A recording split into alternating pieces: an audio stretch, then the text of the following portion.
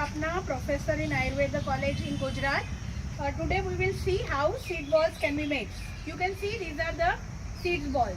So on Environment Day we want to make some seed balls. So how to make seed balls?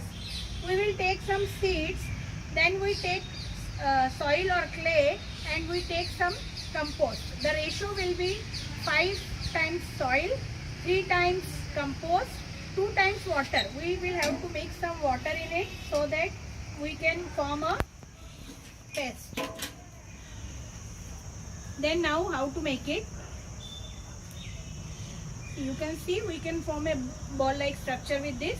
So we'll put seeds inside it and then we'll make a ball out of it. We should always see, you can see these balls are formed. You should always make sure that the seed should not be visible. It should be properly covered with the soil. So this is how seeds can be prepared. We have some seeds here of jamun, of madhu, and of rakta chandan. So see, this is how we can prepare. Some people what they do is they will first prepare a ball, then they will make hole inside it, then they will put seeds inside it. This is jamun seeds I am putting. It is better to, you can put one seeds or more than one seed. It is better to put more seeds because then there will be more chances. If one seed doesn't germinate, then other seeds can germinate. So my students were asking me what are the advantages of making this seed balls.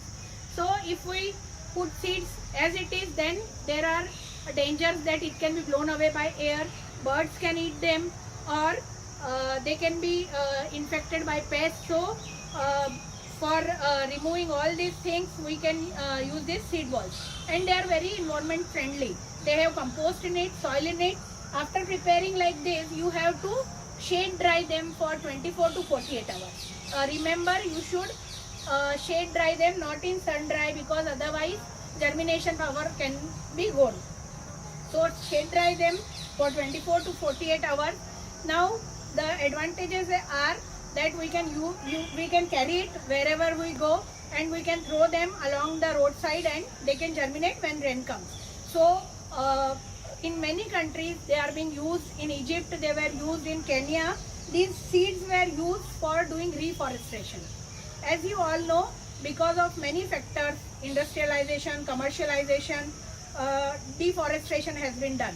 So there are some areas which are inaccessible. We cannot go there. So what in some countries they do is they do aerial dispersion, and seed balls are thrown there, and when rain comes then they grow, and a greenery reforestation has been achieved through these seed balls.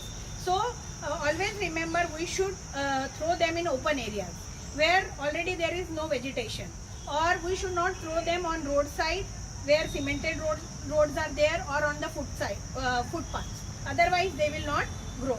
So this is how we can make seed balls, and we can contribute in reforestation and in greenery in our planet.